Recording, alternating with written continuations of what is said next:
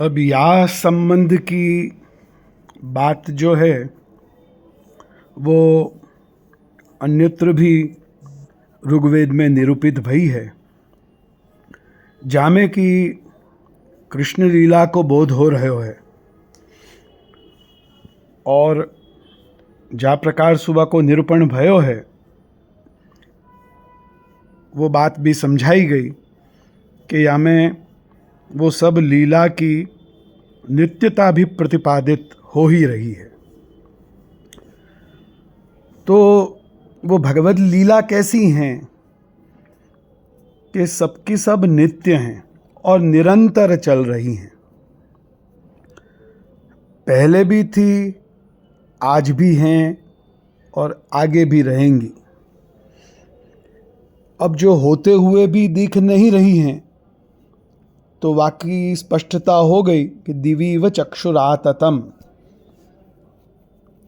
कि जिन पे भगवत कृपा है, जो लीला मध्यपाती हैं, उनको तो वे सभी लीला नित्य निरंतर चलती हुई आज भी दर्शन हुए हैं। या के उदाहरण अपने को अपने वार्ता साहित्य में भी मिले ही हैं कि जा लीला की बात जो अपन अभी यहाँ वेद में देख रहे हैं, ऋग्वेद में जो लीला को निरूपण श्रीमद् भागवत में भयो, वो सबकी सब लीला जो है महाप्रभु श्रीमद् वल्लभाचार्य चरण जब प्रकट भय, ब्रज में विराजे, अनेकों सेवक भय, उनने आपसु ब्रह्म संबंध लियो और आपकी कृपा सु ऐसी दिव्य दृष्टि मिली, तो वो जो लीला वेद में, पुराणन में, भागवत में वर्णित हैं, वे सबके सब के दर्शन उन्होंने उन महानुभाव भक्तन ने किए ही हैं।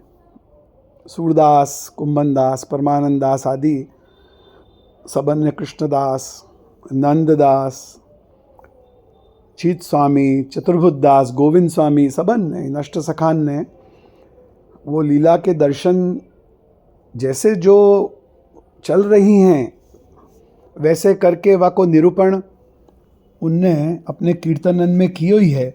या बात को भी आगे स्पष्ट कर दी गई है भागवत में भी, शृण्वन्ति गायन्ति गृणन्ति अभीक्ष्णशः, वाको श्रवण, वाको गान, वाको गुणन, स्मरन्ति नंदन्ति तवे हितम जनाः, वाको स्मरण और वाको आनंद को अनुभव, और तएव पश्यन्ति अचिरेण, यहाँ तक कह दी कि ऐसे जो हैं वाके दर्शन करें हैं। तो जो वेद में बात आई, ऋग्वेद में विष्णु कर्माणि पश्यत, दर्शन करने की भी बात आई, तो वो नित्य निरंतर चल रही हैं, तभी वो सब लीला के दर्शन हो रहे हैं। तो यही बात जो है आगे भी ऋग्वेद में, ऋग्मंत्रन में ये बात स्पष्ट भई है। जहाँ पे मंत्रन में सुनिरूपण भयो है, जज्ञाने व्यबाधता स्पृधा प्रापश्यद वीरो अभिपंस्यम रणम अवृश्चद अद्रिम अवसः सदस्रजत अस्तपनाद नाकम स्वपस्या पृथुम, ऐसे जो है वहाँ निरूपित पुनः कृष्ण लीला को निरूपण वहाँ भयो है। अब आगे ये बात कही गई थी कि भाई देखो वेद में, ऋग्वेद में अवभाति विष्णु कर्माणि पश्यत, देखो अवभाति, देखो ये सब चल रही है, ऐसे वर्तमान काल को प्रयोग कियो गयो है, सन्मुख चलती भई लीला के दर्शन करवाए जा रहे हैं। तो ये लीला को नित्यत्व और नित्यता को प्रतिपादन वर्तमान काल के प्रयोग से हो रहे है। तो ऐसी शंका होवे कि जहाँ भूतकाल को प्रयोग है तो वहाँ क्या है, तो वहाँ लीला जो हो गई अब नहीं है, ऐसो अर्थ है? ऐसो नहीं है।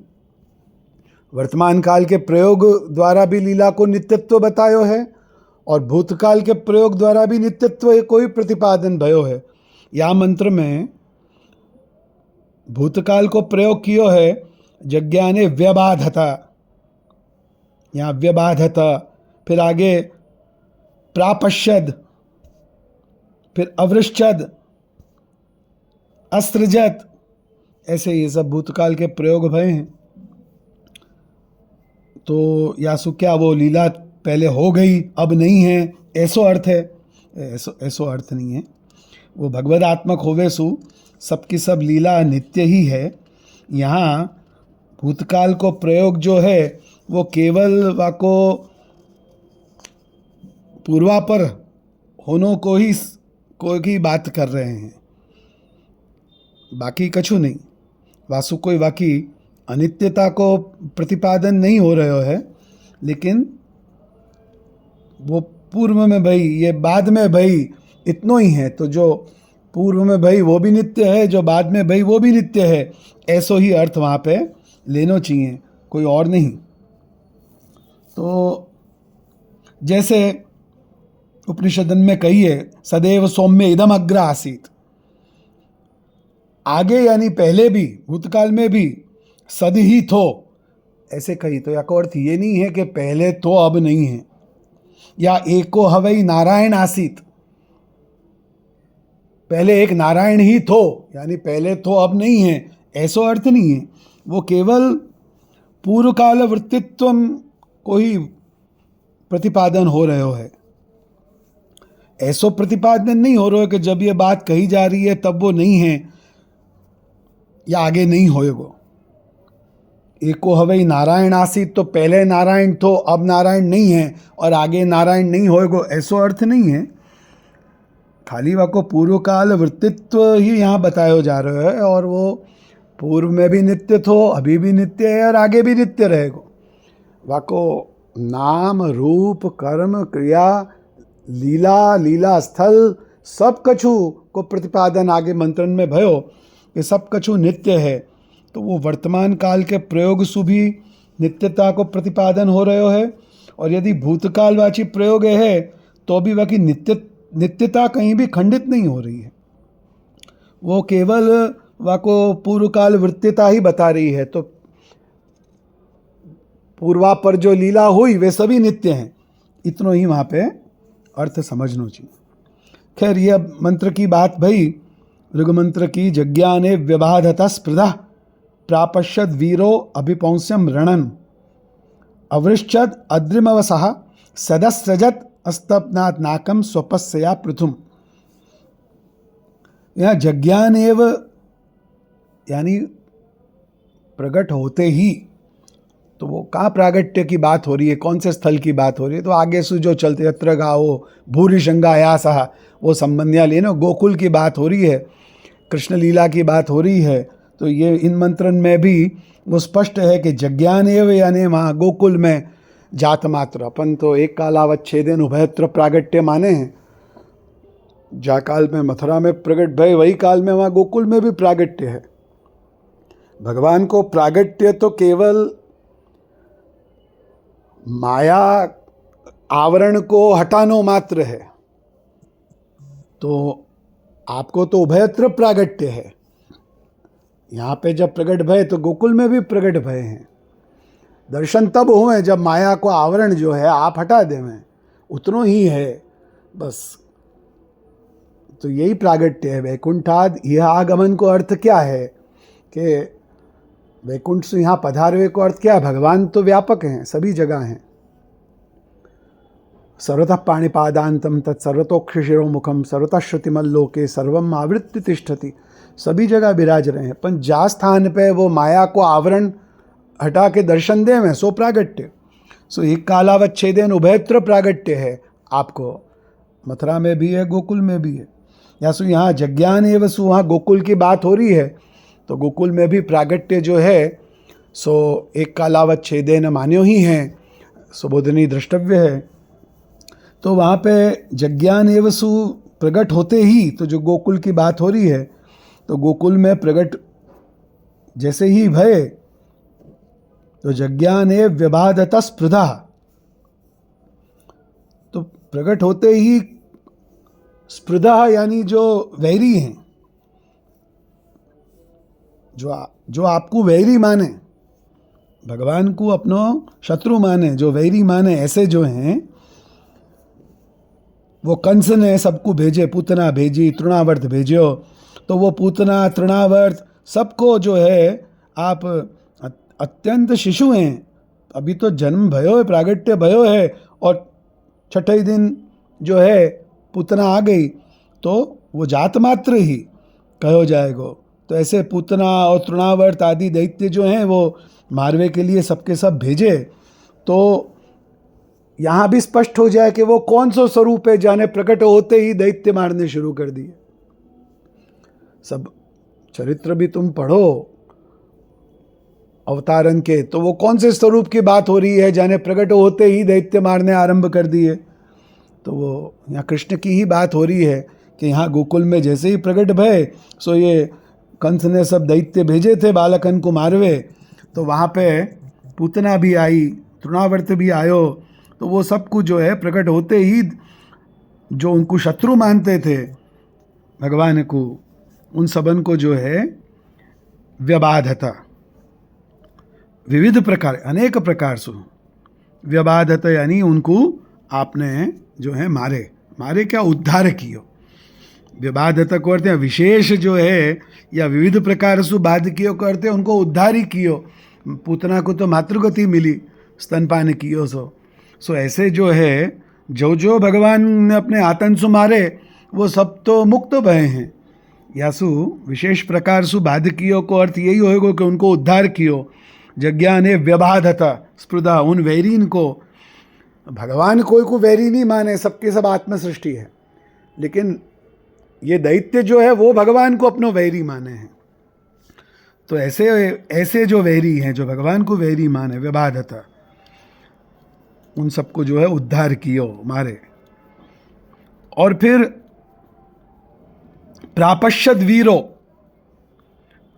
तो फिर वो जो वीर है ऐसो, जाने प्रकट होते ही दैत्य मारने आरंभ कर दी, ऐसो जो वो वीर है वाने फिर प्रापश्यद वीरो अभिपौंस्यम रणम, ऐसे वह वीर ने अभिपौंस्यम रणम प्रापश्यत, आगे जो है और भी ऐसे रण जो हैं, फिर मथुरा में गए, वहाँ पे मल्लन को मारे, कंस को उद्धार कियो, फिर वहाँ अनेकों बार जरासंध जो है सेना ले लेके आयो, तो वहाँ पे बाकी पूरी सेना को आपने जो है नष्ट करी।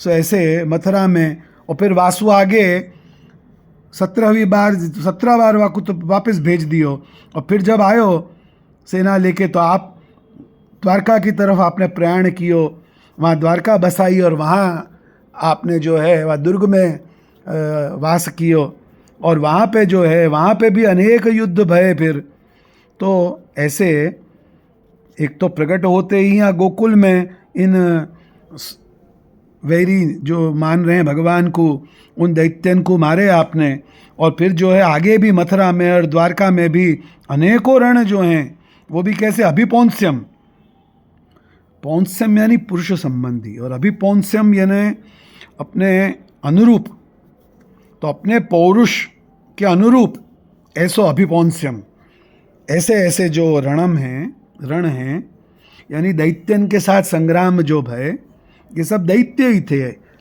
जो ये सब असुर ही पैदा हुए थे, और अधर्म जो है ये इनसु ही अधर्म जो है वो बढ़ गयो थो, और वही पृथ्वी को भार रूप थो। पृथ्वी को भार कोई मनुष्यन के वजन से नहीं होवे, इतने पर्वत हैं यहाँ पे, तो मनुष्यन को वजन तो कछु नहीं है, तो भार जो है वो अधर्म को बढ़े। तो भूभार हरण को अर्थ है भूमि को जो भार, जो अधर्म बढ़ गयो है वाको हरण भगवान करें। तो ये सब असुर हैं, दैत्य हैं, जो प्रचुर हिंसा में ही लगे हुए हैं, और इनको सामने जो है अनेकों रण देखे, और जो है इनको उद्धार कियो, इनको निवारण कियो और धर्म की रक्षा करी। सो इनके साथ आगे भी अनेक प्रकार के मथुरा में, द्वारका में अभिपौंस्यम रणम, यानी अपने पौरुष के अनुरूप अनेक रण दैत्यन के साथ संग्राम भय, उनको प्रापश्यत को अब देखो दो अर्थ किए जा सके। प्रापश्यत देखने को अर्थ है अनुभव करनो और करनो। प्रापश्य अपन क्या है ना, बहुत युद्ध देखे, बहुत युद्ध देखे को अर्थ देखे भी और वहाँ में लड़े भी, दोनों अर्थ हो सकें। ऐसे ही यहाँ पे प्रापश्यत अभी पौंसम रणम में अपने पौरुष के अनुरूप अनेक संग्राम जो हैं वो दैत्यन के साथ के प्रापश्यत यानी अनुभूत किए और लड़े भी, यूँ। तो एक या प्रकार से अर्थ हो सके, और दूसरो या को एक अर्थ ये हो सके, केवल प्रापश्यत को अगर अर्थ ये करो कि देखो तो यहाँ कौन से युद्ध की बात चल रही है, तो वो भी स्पष्ट हो जावे कि आपने महाभारत के युद्ध में कोई शस्त्र नहीं उठाए, बहुत पहले ही ये प्रतिज्ञा कर ली थी कि अब मैं शस्त्र नहीं उठाऊंगा। ये प्रतिज्ञा कोई महाभारत के युद्ध के समय हुई ऐसी नहीं है। भागवत देखो तो वाकई भी बहुत पहले ये प्रतिज्ञा हो गई थी कि अब मैं जो है शस्त्र नहीं उठाऊंगा। तो महाभारत के युद्ध में जब दुर्योधन और अर्जुन भगवान से सहायता मांगवे आए तो वाकई पहले ही भगवान तो प्रतिज्ञा ले ही चुके थे। सो उनने कही कि मैंने तो प्रतिज्ञा ली है कि मैं अब कोई भी शस्त्र कभी उठाऊंगा नहीं, तो अब तुम निर्णय करो कि तुमको कौन चाहिए। तो दुर्योधन ने तो नारायणी सेना मांग ली और अर्जुन ने कही बस मेरे साथ आप रहो, वही मुझको चाहिए और कछु नहीं चाहिए। बाकी भगवान की तो प्रतिज्ञा पहले ही थी कि अब मैं शस्त्र नहीं उठाऊंगा। तो वाक्य अनुसार आपने महाभारत के युद्ध में फिर कोई शस्त्र उठायो नहीं और दृष्टा रहे, वहाँ साक्षी रहे।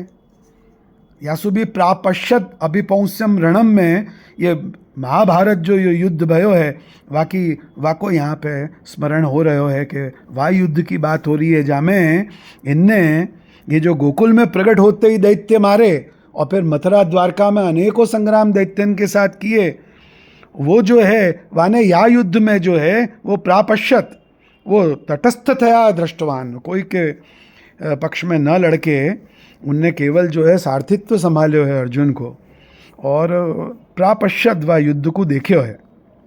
ऐसो भी अर्थ यहाँ पे कियो जा सके। अब कोई कहे कि भगवान ने तो शस्त्र न उठावे की प्रतिज्ञा भी भंग की है, तो वहाँ पे दो प्रकार से समझो जा सके वह बात को भी कि अपने भक्त की प्रतिज्ञा पूर्ण करवे के लिए भीष्म ने प्रतिज्ञा की थी कि मैं कृष्ण सु शस्त्र उठवाऊंगा। तो भगवान ने अपने भक्तवत्सल हैं तो अपने भक्त की प्रतिज्ञा पूर्ण करने के लिए भी आपने जो है शस्त्र उठायो है, ये अर्थ हो सके कि ब्रह्म प्रतिज्ञा त्याग दी। अब एक अर्थ ये भी है कि शस्त्र तो उठायो नहीं है, रथांग जो पहिया है वो उठायो, वो कोई शस्त्र है नहीं। तो दोनों ही अर्थ जो है यहाँ पे हुए हैं। तो आपने प्रापश्यत को अर्थ केवल वहाँ में तटस्थ थया व युद्ध को देखियो है, ये भी अर्थ हो सके, और प्रापश्यत को अनेकों युद्ध देखे तो युद्ध देखे भी और लड़े भी, दोनों अर्थ हो सके। वहाँ में आपकी नीति से ही युद्ध लड़े गए हो तो, और आपकी नीति और मार्गदर्शन से ही युद्ध में विजय भी प्राप्त हुई थी, आपकी स्थिति से भी युद्ध में विजय निश्चित थी।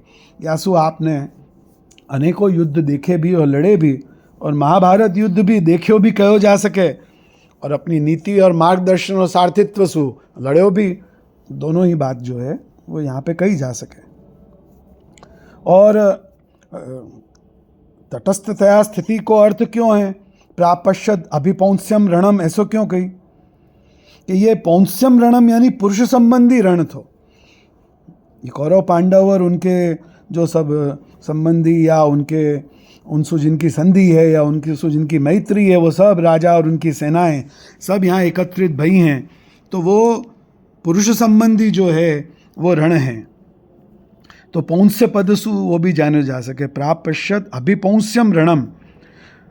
तो उनने केवल या को देखो, क्योंकि वे एक ही या युद्ध को समाप्त करने के लिए सक्षम हैं, स्वयं भगवान हैं, वे ही जो हैं सर्वदैत्य विनाश करता हैं। और वास्तव में उनने ही अगर देखवे जाओ तो धर्म की रक्षा करवे उनने ही सब दैत्यन को निवारण कियो है। तो या प्रकार से प्रापश्यत अभिपौंस्यम रणम में ये भी कह सकें कि क्योंकि ये पुरुष संबंधी रण है, तो यहाँ में आपने खाली स्वयं सर्वदेह दैत्य विनाश करता तो आप अकेले ही हैं, तो आप तो क्षण मात्र में युद्ध को समाप्त कर सकें, या सो ऐसो न करके ये पुरुष संबंधी जो रण भयो महाभारत को, हमें केवल तटस्थ दृष्टा के रूप से आप स्थित भय, ये अर्थ भी यहाँ पे प्रापश्यत अभिपौंस्यम रणम, वीरा प्रापश्यत अभिपौंस्यम रणम, ऐसो अर्थ कर सकें। और अवृश्चद अद्रिमवसः, तो अवृश्चद यहाँ से अब कौन सी बात हो रही है, अद्रिम और अवृश्चद, तो यह स्पष्ट है अद्रि यहाँ पे गोवर्धन है, अवृश्चद उत्पाटितवान, भूमिष्ठ दैत्यन को नाश बता दिया, अब देवतान पे विजय। भूतल के जो दैत्य हैं उनकी नाश की बात हो गई, अनेकों रण की बात हुई, प्रकट होते ही गोकुल में दैत्य मारे, फिर मथुरा पधारे, वहाँ पे कंस को वध कियो, और फिर आगे जो है अनेकों सेनान को नाश कियो, फिर द्वारका में अनेकों युद्ध भय, महाभारत युद्ध भयो, अनेकों भूमिष्ठ दैत्यन को नाश की बात हो गई। अब देवतान के विजय की बात हो रही है कि आपने जो है देवेंद्र इंद्र को भी मदभंग कियो है, वो कौन सी लीला है, तो अवृश्चत अद्रिम अवसा, ये जो बात कही, अद्रिम यानी गोवर्धन गिरी, वको अवृश्चत यानी उत्पाटितवान, गोवर्धन पर्वत को आपने जो उठा लियो और इंद्रमान भंग कियो, सो इंद्र भी हार्यो और आपको अभिषेक कियो, गोविंद नाम दियो, और फिर जो है इंद्र को पुनः जो आगे कह दी कि इंद्रस्य युज्यस सखा, इंद्र ने एक कार्य कियो कि सबको लाके भगवान की शरण में खड़े कर दिए, तो इंद्र को केवल मान भंग कियो और फिर वाको अपनो स्थान जो है पुनः दे दियो, क्योंकि अनेक प्रकार सु इंद्रपद जो है भगवान की कृपा से ही मिलो भयो है, और अनेक प्रकार सु इंद्र के द्वारा असुरन को नाश कियो है, सो इंद्र के सहायक भय हैं आप, सो यहाँ पे भी अनेकों कार्य करवाने हैं, तो केवल मदभंग कियो और पुनः वाको अपनो स्थान जो है दे दियो। तो ये लीला को यहाँ पे स्मरण हो रहा है, अवृश्चत अद्रिमवसः, वो सपद जो है यहाँ पे ये लोकवेद प्रसिद्ध, ऐसो अर्थ कर सकें कि यहाँ प्रसिद्धि, ये लीला अत्यंत प्रसिद्ध है, और ये एक अद्भुत लीला भाई, जहाँ में इंद्र को जो देवतान को राजा है वाको मान भंग की, और वाने जो है भगवान को सब देवाधिदेव माने, गोविंद पदवी दी, तो ये एक अद्भुत लीला भाई, जहाँ देवेंद्र मद भंग भयो, तो वाको के अवृश्चत अद्रिम अवसः, तो ये गोवर्धन उद्धरण और इंद्रमान भंग, या लीला को यहाँ पे निरूपण हो रहे है, क्योंकि आगे भी कही साहसु ये भी जान सकें कि भाई लोकवेद प्रसिद्ध ऐसो ये स्वरूप जो है या कि यहाँ पे बात हो रही है। और या फिर अपन ऐसो भी जान सकें यहाँ पे कि सस्यद, ये दो पद किए हैं, यद्यपि शाकल संहिता में सस्यद ऐसो द्वितीय बहुवचनांत समस्त एक पद उपलब्ध होवे है कि सहस्यंद माना, ऐसे व्याख्या की गई है, लेकिन अनेकों जगह पे जैसे भूर जयंतम में दो पद भू और जयंतम, लोकन पे जय, ऐसे जो है वो कियो है, ऐसे व्याख्या की गई है पदद्वय रख के। तो यहाँ पे भी सस्यद, यद्यपि ऐसो पाठ मिले है, सहस्यंद माना ऐसी व्याख्या की गई है, फिर भी यहाँ पे वाकु सह और स्यद, सहसु लोकवेद प्रसिद्ध और स्यद सुस्यंदमान प्रस्रवद, तो स्यद यानी प्रस्रवद, इंद्र प्रेरित, इंद्र ने रुष्ट होके कि मेरो यज्ञ को बाध कियो इन ब्रजभक्तन ने, तो रुष्ट होके और वाने जो हैं वो मेघ की वर्षा करी कि समस्त ब्रज को डुबो दूं, तो वो इंद्र प्रेरित जो जल थो बाकी यहाँ बात हो रही है स्यत, तो प्रस्रवद यानी इंद्र प्रेरितमेव जो जल थो वाकु अवासृजत, स्यदस्रजत, असृजत यानी अवासृजत, वाको निवारण कियो, यूँ अर्थ हो रहा है कि इंद्र ने जो वृष्टि करी तो पूरी लीला को निरूपण है यहाँ पे। गोवर्धन को उद्धरण, इंद्र को वृष्टि करनो, वाको निवारण करनो, भगवान को गोवर्धन उठा के, ये सब कछु लीला जो हैं यहाँ निरूपित स्पष्ट हो रही है। और वाके साथ साथ अवृश्चत अद्रिमव सह सदस्रजत अस्तपनात् नाकम स्वपस्या पृथुम। स्वपस्या यानी गोकुल स्थितिकरण इच्छया। आपने फिर गोकुल में जो स्थिति बाल लीला करवे की इच्छासु जो की, वहाँ अनेकों चरित्र प्रकट किए, सो वह इच्छासु जो आपने वहाँ वास कियो, अनेक माधुर्य लीला भी सब प्रकट भई वहाँ पे। तो जो आपने वहाँ गोकुल स्थितिकरण और लीला की इच्छासु जो वहाँ वास कियो, तो स्वपस्या पृथुम, तो पृथुम यानी विस्तीर्ण, अपनी गोकुल स्थिति और लीला की इच्छासु पृथुम यानी विस्तीर्ण, नाकम, नाकम यानी स्वर्ग, स्वरः स्वरवयम नाकः, तो नाक यानी स्वर्ग।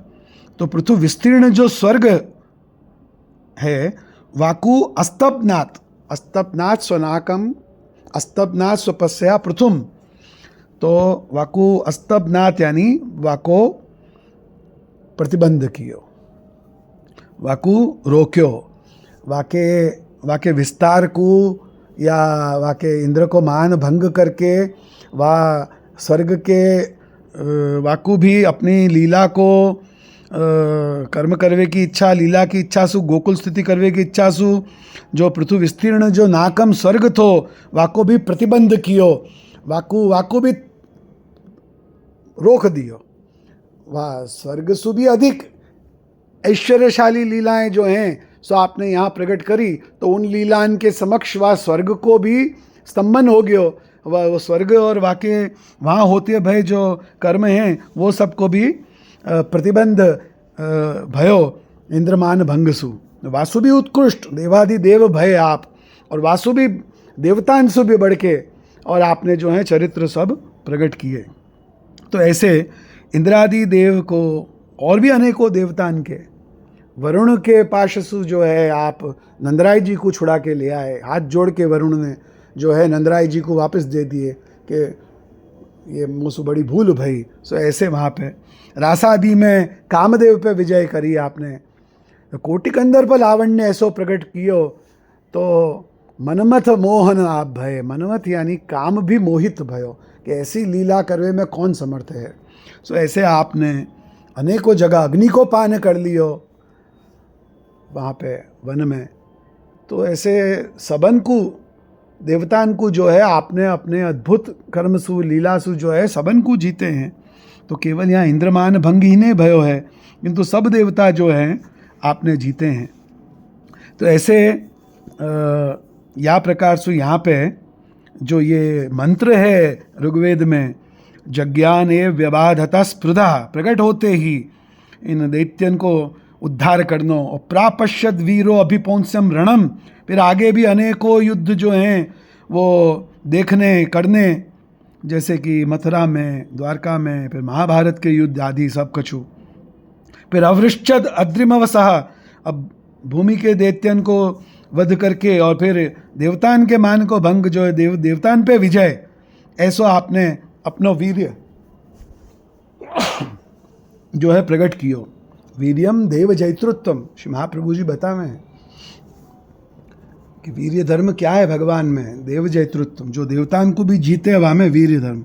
सो ये अवृश्चत अद्रिमवसः, सो यहाँ पे वो इंद्रमान भंग के लिए जो आपने इंद्र को मद निवारण करवे के लिए इंद्र ने वृष्टि करी, वा को निवारण करवे के लिए आपने गोवर्धन पर्वत जो है वो उठा लियो। तो ऐसे श्री गोवर्धन धर अपने कुल के माथा पे विराजे हैं, सदा ही कृपा करे हैं सबन पे। वो आज भी सो लीला प्रकट है, आज भी वह स्वरूप सु व गोवर्धन धर नाम सु वो उद्धृत बुझा करके, और आज भी आप वह स्वरूप सु जो है वहाँ दोनों लीला, सब लीला रही भई हैं। श्री गोवर्धन नाथ जी के स्वरूप में सब लीला रही भई हैं, गोवर्धन उद्धरण भी रही भई है और निकुंज लीला भी रही भई है, और जितने स्वरूप अपने संप्रदाय में सेव्य हैं सब कछु लीला वहाँ पे तो रही भाई है ही, और सब स्वरूपन में कोई कोई लीला प्रकट है, कोई कोई लीला गुप्त है। गोवर्धन धर में तो सब लीला प्रकट हैं ही, तो वहाँ पे निकुंज लीला, निकुंज नायक होए के साथ साथ आप गोवर्धन उद्धरण लीला भी प्रकट है। सो आप ऊर्ध बुझा करके और आप जो है आज भी वही रूप सु वही नाम को धर के और विराजे हैं, और आज भी नित्य निरंतर वो सब लीला चल ही रही हैं। और जहाँ पे श्रीमदाचार्य चरण की कृपा हो जाए और ऐसो भावसु भावित वो जीव हो जावे, तो वाको आज भी सब नित्य निरंतर चलती भाई श्री गोवर्धन धर की लीलान के दर्शन होवे ही हैं। ये बात वेदन में कही भई है। बाकी लीला को नित्यता स्वयं प्रभुचरण श्री विट्ठलनाथ जी दीक्षित जो है वो प्रतिपादित कर रहे हैं। सो सत्य ही है कि सब लीला नित्य निरंतर चल रही हैं, बस वैसी दृष्टि नहीं है, ऐसी भक्ति नहीं है, ऐसी कृपा नहीं है, यासु वो लीला के दर्शन नहीं हों। जो लीला मध्यपाती जीव हैं, जिनमें ऐसी भक्ति है, ऊर्जस्वती भक्ति, और जिन पे ऐसी कृपा है, उनको तो आज भी वो सब लीला नित्य निरंतर दर्शन हो। या भावसु ही अपने वहाँ पे वार्षिक सेवा में जन्माष्टमी अपन माने सेवा को, अपनो सेवा के क्रम को आरंभ जन्माष्टमी से होवे, क्योंकि तब भगवान को प्रागट्य भयो। तो प्रतिवर्ष अपन वो भगवत प्रागट्य सु सब कछु लीला के अनुसार सब कछु सेवा को क्रम जो है अपने वहाँ पे रखो गयो है। और सब उत्सव पाछव जो है नित्य निरंतर अपने घर में सेवा में नित्य निरंतर आते ही रहे हैं, क्योंकि वे सब चल रहे हैं। सो अपन वैसे ही क्रम सु जो है सब कछु लीला जो है प्रागट्य सु लेके और सब कछु लीला जो है अपन ब्रज की जितनी जो कोई लीला भाई ठेठ सब रासादी तक की वो सब कछु जो है अपन, और वाके बाद भी जो भी सब लीलाएँ निरूपित भई हैं वो सब के सब लीला वहाँ में सब रसोवई सहा रसात्मक स्वरूप की रसात्मिका लीला, जहाँ में रस को समूह प्रकट भयो ऐसो रास, यानी वहाँ में दान लीला, वसंत लीला, व्रतचर्या, रास लीला, इंडोला सब कछु आ गए। सख्य भाव जो कछु प्रकट भई हैं वो सब कछु लीला जो हैं वो अपने वार्षिक सेवा क्रम में, उत्सव क्रम में नित्य निरंतर चलती रहवे हैं। यही भावसु अपन प्रतिवर्ष वो सब उत्सव वैसे ही मनावें। तो यही बात यहाँ स्पष्ट कही है कि भाई वो लीला तो नित्य निरंतर चल रही हैं। इन मंत्रन में यही बात स्पष्ट होवे है। तो वैसे ही आपने वो गोवर्धन उद्धरण की लीला को यहाँ निरूपण भयो है, और इंद्रमान भंग की लीला को यहाँ निरूपण भयो, और फिर जो है और भी दिव्य चरित्र और लीला प्रकट करी, जासु स्वर्ग को भी प्रतिबंध भयो। स्वर्ग सु भी अधिक तेज और ऐश्वर्य और शोभा और कर्म, अद्भुत कर्म जो है सब आपने प्रकट किए। सो या मंत्र में ये भी ऋग मंत्र की व्याख्या भाई यहाँ पे भी स्पष्ट ही इन सब पदन के द्वारा कृष्ण के स्वरूप को और कृष्ण की लीलान को, ब्रज लीलान को, मथुरा की लीला, द्वारका लीला, यहाँ महाभारत को युद्ध और इंद्रमान भंग आदि सब कछु की बात यहाँ पे अत्यंत स्पष्ट हो रही है। तो अब जो प्रतिज्ञा चल रही थी कि अवतार की बात जो है वो वेद में कहीं नहीं है, वो फिर पुराणन में कही है। अब ऐसी बात करने वाले वास्तव में एक बात समझे नहीं हैं। उनको यूँ लगे कि वेद पहले भय पुराण बाद में भय। सो अवतार की को निरूपण उत्तरकालीन है, वो वेद की बात नहीं है। तो ये भी एक मूढ़ता है, क्योंकि ऐसा नहीं है। वेद भी अनादि नित्य हैं और पुराण भी अनादि ही हैं। ये समझना है कि सबसे पहले पुराणन को भी श्रवण स्मरण सब कछु ब्रह्मा जी ने कियो। भागवत भी स्वयं भगवान ने पहले ब्रह्मा जी को 4 चतुश्लोकी भागवत है। ऋते अर्थम यत् प्रतीय न प्रतीय चात्मनि तद विद्या आत्मनो मायाम यथा आभासो यथा तम इत्यादि 4 श्लोकन में भागवत जो है ब्रह्मा जी के लिए उतनी ही काफ़ी थी। वो सब कछु समझ गए उतने में ही। फिर ब्रह्मा द्वारा आगे और जो है जो अनुभव करी उनने, जो 4 श्लोकन में सब कछु समाहित थी, वो और आगे उनने प्रकट करी है। तो ऐसे ही सब पुराण जो हैं वे तो अनादि हैं। व्यास तो उनके संग्रह करता है। जैसे वेद के व्यास यानी वेद को विभाजन करने वाले, शाखान को प्रणयन करने वाले व्यास हैं, कोई वेद के रचयिता नहीं है। वेद तो ब्रह्म के निश्वास रूप हैं, अनादि हैं, नित्य हैं। ऐसे ही पुराण भी जो हैं वो नित्य निरंतर चलती भाई जो भगवत लीला है, जो भगवान ही एक सु अनेक होके और या सृष्टि में लीला कर रहे हैं, सो सबको निरूपण जो है वो पुराणन में भयो है दशविधि लीलान को, और वहाँ में रहे भय पात्र भी भगवान के ही विविध रूप हैं और कर्म हैं। ऐसे ही वाकु जानना चाहिए। जैसे ये देवता हैं, ये भगवान के अंग सु प्रकट भय हैं सबके सब, ऐसे ही ये जो आगे राजा इनकी और सबकी लीला इनको निरूपण भयो है, सो भी अनेकों रूप द्वारा अनेकों कार्य भगवान ही कर रहे हैं। ऐसो ही वहाँ पे भी समझना चाहिए कि भगवान सु ही ब्रह्मा को प्रागट्य, ब्रह्मा सु ही फिर इन ऋषिन को प्रागट्य, और इन ब्रह्मा सु ही फिर मनु को प्रागट्य, मनु सु ही सारे मूल कारण जो है वहाँ पे भगवान ही है एक सु अनेक होके। या फिर युगपद सृष्टि प्रकट करी जो वेद में अपन सुने हैं उपनिषदन में, एक सु अनेक हो गए, सो वो एक सु अनेक होके लीला करनो मात्र है। तो जैसे वेद जो हैं वो अनादि नित्य हैं, ऐसे पुराणन में भी वर्णित जो भी कछु है वो वह भगवान के ही जो इच्छा थी कि मैं एक सौ अनेक होके क्रीड़ा करूं, तो एक सौ अनेक होके जो हैं वो क्रीड़ा कर रहे हैं, लीला कर रहे हैं। वो दशविधि लीलान को ही निरूपण भयो है, सो वो भी अनादि ही मान्यो है। यासु ये कहनो कि वेद में है सो पूर्व ये अवतार लीला नहीं है और उत्तरकालीन पुराणन में लीला को निरूपण है, ये मूढ़ता है। यहाँ पूर्वोत्तरता है ही नहीं, दोनों ही अनादि हैं और भगवान के सब नाम रूप कर्म लीला सब कछु नित्य है। सो ये कुछ मंत्र ऋग्वेद के जो अपन ने चर्चा करी, वहाँ में ये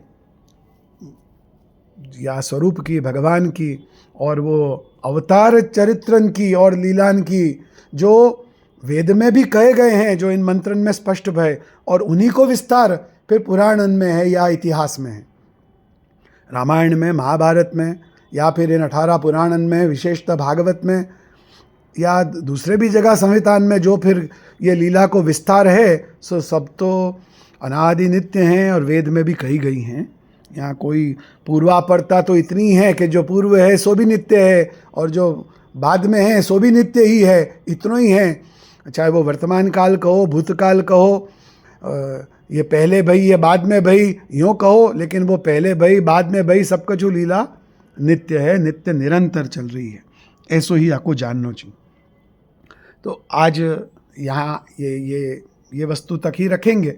ये ऋग्वेद में कैसे वो अवतार लीला मैंने बताया कि वो विष्णु के वामन की लीला को निरूपण भयो है, मत्स्यावतार को भी भयो है, और भी अनेक अवतारन के वहाँ पे कच्छप को भी भयो है। तो उस सूक्ष्मतया सब कही गई है, सब गुप्ततया भी कही गई है, लेकिन वहाँ के गूढ़ार्थ को समझो तो बोध होवे है कि हाँ ये चरित्र यहाँ प्रकट भयो है। और कृष्णावतार की लीला को भी निरूपण भयो, सो यहाँ पे मूल स्वरूप कृष्ण लीलान को भी निरूपण भयो है। तो वाको भी निरूपण या ऋग्वेद के मंत्रन में भयो यहाँ पे स्पष्ट हो गयो है। तो ये अपनी प्रतिज्ञा थी कि वो लीला और लीला चरित्र भी वेद में रहे भय हैं ही, सो या के द्वारा जानी जा सके। आज यह इतना ही कहेंगे।